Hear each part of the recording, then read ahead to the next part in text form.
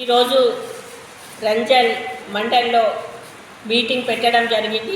కొత్త పెన్షన్ల విషయంలో ఏదైతే వృద్ధులు, వితంతువులు, ఒంటరి మహిళలు, బీడీ కార్మికుల పెన్షను ఏదైతే కొత్త పెన్షన్ ఉందో ఆ పెన్షను వెంటనే మంజూరు చేసి వాళ్ళకి ఇవ్వాలి. లేకపోతే మరింత ఉద్యమం ముందుకు పోతుంది. ఎందుకంటే ఇప్పుడు దాకా ఈ ప్రభుత్వం వచ్చి 2 సంవత్సరాలైనా కొత్త పెన్షన్ వచ్చిన ఒక్క దాఖలాలు లేవు. కాబట్టి కొత్త పెన్షన్లు వెంటనే మంజూరు చేయాలి. ఇచ్చిన హామీ నిలబెట్టుకోవాలి. ఏదైతే నేను ప్రభుత్వం లోపట గద్దె ఎక్కగానే మీకు పెన్షన్ ఇస్తాను అని అన్నారు.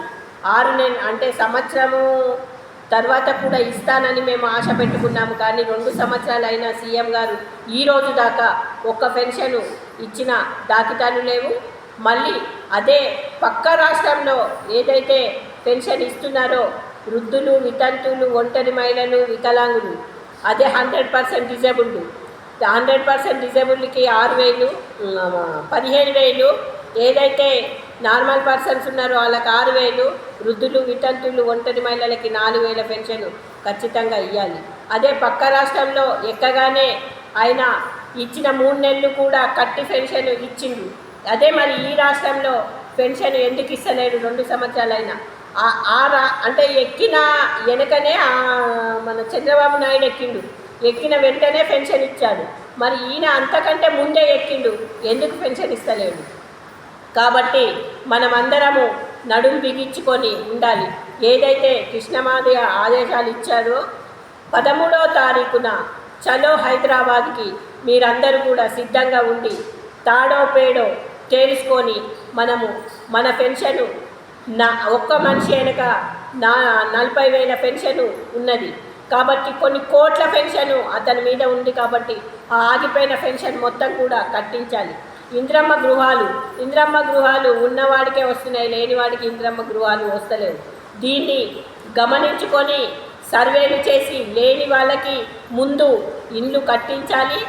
ఏదైతే ఇంద్రమ్మ ఇండ్లు ఉన్నాయో కట్టినాయి, ఆ ఇంద్రమ్మ ఇళ్లలో లేని పేదలందరికీ కూడా తాళాలు పలగొట్టి మీరందరూ ఉండండి అమ్మ, ఇయ్యకపోతే. ఎందుకంటే అవి కూడా భర్తీ చేయాలి. ఇంద్రమ్మ ఇండ్లు బ్లాక్ లాక్ పోస్టులు ఇంత మట్టికి కూడా ఒక బ్లాక్ లాక్ పోస్ట్ కూడా భర్తీ చేయని ప్రభుత్వం ఉంది. పీజీలు చేసి రోడ్ల మీద తిరుగుతున్నారు. ఇప్పుడు దాకా ఒక గవర్నమెంట్ పోస్ట్ వచ్చిన దాఖలాలు లేవు. రుణాలు ఎవరికి ఇస్తున్నారమ్మా? రుణాలు ఇస్తున్నాము అంటున్నారు. అదే ఏ వికలాంగుడికి ఒక రుణం ఇచ్చిండ్రా? ఏ పేదోడికి ఒక రుణం ఇచ్చి మీరు కూరగాయలు అమ్ముకోమని చెప్పిండ్రా? రుణాలు ఇంత మట్టికి ఇచ్చిన దాఖలాలు లేవు. రుణాలకి షూరిటీ అంటున్నారు. వికలాంగులకు ఎవడన్నా షూరిటీ ఉంటాడా?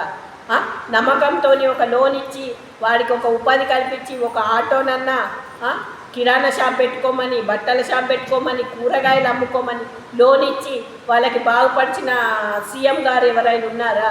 ఇంత మట్టికి అట్లాంటి వాళ్ళు లేరు. కాబట్టి ఖచ్చితంగా ఈ రుణాలు కూడా ఇచ్చి భర్తీ చేయాలి. పేద కుటుంబాలని గమనించి గుర్తించి వాళ్ళకి అంత్యోదయ కార్డు 35 కిలోల బియ్యం కూడా భర్తీ చేయాలి. ఎందుకు అంటే ఆ పూటకి దిక్కులేని వాళ్ళు ఉన్నారు. ఈరోజు ఇంత వర్షం పడుతుంది, వర్షంలో ఇల్లు కూలిపోయి ఒక మూల కూర్చున్న వాళ్ళు ఉన్నారు. ఒకసారి వచ్చి ఊర్లలో ఎంక్వైరీ చేయండి. ఈరోజు అన్ని మినిస్టర్లు తిరుగుతున్నారు.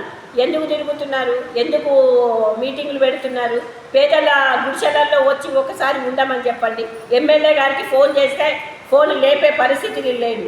కాబట్టి ఆ ఎమ్మెల్యేకే నేను చెప్తున్నాను, ఒక్కసారి వచ్చి ఈ పేదల గుడిసెలో ఒక్క రాత్రి ఉండి చూడు, నీకు పేదల పరిస్థితి ఏంటో తెలుస్తుంది. ఈరోజు డబ్బులు ఉన్నాయని చెప్పి ఆకారంతో ఉన్నారు. ఈ కాంగ్రెస్ ప్రభుత్వం వచ్చినప్పటి నుంచి ఎవరు పేదలకి కూడా ఒక ఇల్లు కాదు, ముఖం చూసి బొట్టు పెట్టే పరిస్థితి ఉన్నది. గ్రామ పంచాయతీలలో ఒక పోస్ట్ వేస్తున్నారు వాళ్ళకి. ఏది ఇంద్రమ్మ ఇళ్ళ గురించి ఒక కమిటీ వేసిండు. ఆ కమిటీలో వాడు చెప్పిన వాడికే ఆడ రాయాలి, లేని వాడికి ఇయ్యడు. అట్లాంటి కమిటీలు ఎందుకు వేస్తున్నారు? అదే మరి ఎమ్మెల్యే చెప్పాలి ఏమని, ఒక ఊర్లో వచ్చి ఏమి జరుగుతుంది, ఏమి జరగబోతుంది. ఇప్పుడు ఉన్నది ఈ భూస్థాపితం లేకుంటేనే కాంగ్రెస్ ప్రభుత్వాన్ని చేస్తున్నాము. మీరు 13వ తారీఖు అందరూ కూడా సిద్ధంగా ఉండి లక్షలాది మందితో మనం సీఎం గారికి బుద్ధి చెప్పడం.